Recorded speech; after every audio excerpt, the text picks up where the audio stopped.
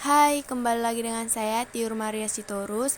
Tetapi di sini kita akan mempelajari tentang materi yang baru, yaitu penggolongan akun dalam pencatatan dan pelaporan akuntansi. Saya akan menjelaskan sedikit tentang penggolongan akun dalam akuntansi dan semoga teman-teman sekalian dapat memahaminya dengan jelas dan semoga bermanfaat. Nah, sebelum kita masuk ke materinya, kita harus tahu apa aja sih akun-akun dalam akuntansi. Berarti penggolongan akun akuntansi itu apa? Bedanya akun real dan akun nominal itu apa? Dan penggolongan akun nominal itu apa saja? Nah, sebelumnya kita akan bahas satu persatu ya. Nah, di sini saya akan membahas yang pertama, saya akan membahas tentang akun real. Akun real itu adalah akun yang sifatnya permanen, kontinu ataupun berkelanjutan dan tidak pernah tutup. Yang pertama yaitu akun real.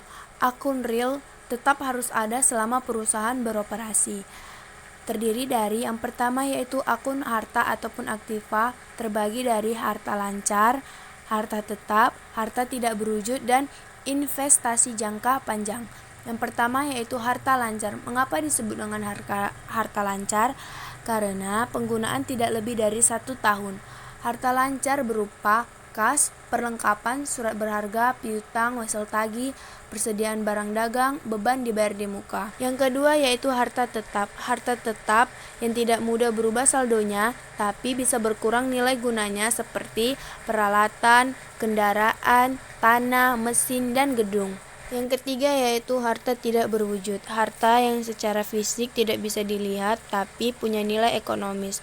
Contohnya hak paten, hak cipta, bangunan yang belum selesai, tanah tidak terpakai, dan lain sebagainya. Lalu ada juga yang namanya investasi jangka panjang yang berupa saham, reksadana, atau deposito dengan harapan bisa mendapatkan bunga. Yang kedua yaitu utang ataupun kewajiban yang terdiri dari dua ya. Yang pertama yaitu utang lancar dan utang jangka panjang. Utang lancar adalah pelunasan tidak lebih dari 1 tahun, seperti utang dagang, utang usaha, wesel bayar, simpanan sukarela, beban yang masih harus dibayar. Yang kedua yaitu utang jangka panjang, yang dimana pelunasannya lebih dari 1 tahun, yang terdiri dari hutang hipotek. Yang kedua yaitu utang obligasi, dan yang ketiga yaitu utang bank.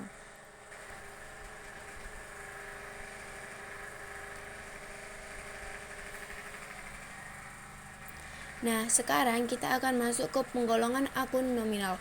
Emang sih di penggolongan akun ini banyak banget jalannya. Oke, penggolongan akun nominal itu ada dua. Yang pertama yaitu pendapatan dan yang kedua yaitu beban. Perusahaan juga punya beban, bukan hanya keluarga aja yang memiliki beban. Perusahaan juga pasti memiliki beban, memiliki utang, dan lain sebagainya. Oke, masuk ke pendapatan. Dari mana suatu perusahaan mendapatkan pendapatan? Ada yang tahu? Oke, saya akan menjelaskannya. Dari mana suatu perusahaan mendapatkan suatu pendapatan? Baiklah, perusahaan akan mendapatkan pendapatannya melalui misalnya dia menyewakan gedung. Nah, dia akan mendapatkan suatu uang dari sewa gedungnya tersebut. Lalu ada juga dari jasa, komisi, dan upah ataupun gaji. Lalu yang kedua yaitu beban. Mengapa harus ada si beban? Pasti gitu kan pikiran kita. Oke, beban itu pasti selalu ada, baik itu di perusahaan ataupun di keluarga masing-masing orang. Oke, beban itu berasal dari misalnya beban sewa. Misalnya kita menyewa suatu gedung untuk misalnya melakukan pesta ataupun party gitu kan. Jadi pasti kan kita pasti memiliki beban sewanya itu berapa, dan kita harus membayarnya itu kepada pemilik gedung tersebut. Lalu ada juga yang namanya gaji. Pasti suatu perusahaan itu akan memiliki beban di mana dia harus membayar upah pegawainya. Lalu beban asuransi, beban perlengkapan. Mengapa ada beban perlengkapan? Pastinya dong, karena suatu perusahaan itu pasti harus membeli suatu perlengkapan untuk memenuhi kebutuhan perusahaannya. Lalu ada juga yang namanya penyusutan, baru itu beban air listrik, telepon, iklan, dan lain sebagainya. Semoga dari materi-materi yang saya sampaikan, mulai dari penggolongan akun, akun real, harta lancar, harta tetap, harta tidak berwujud, utang, utang lancar, utang jangka panjang, lalu ada juga akun nominal.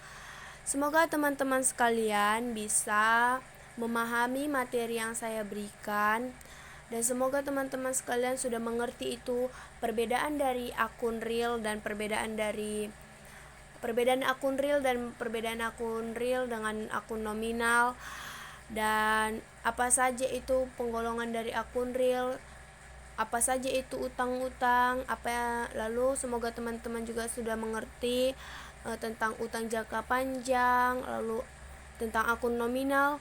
Semoga teman-teman sekalian mengerti dari materi yang saya sampaikan. Sekian dari materinya, semoga bermanfaat.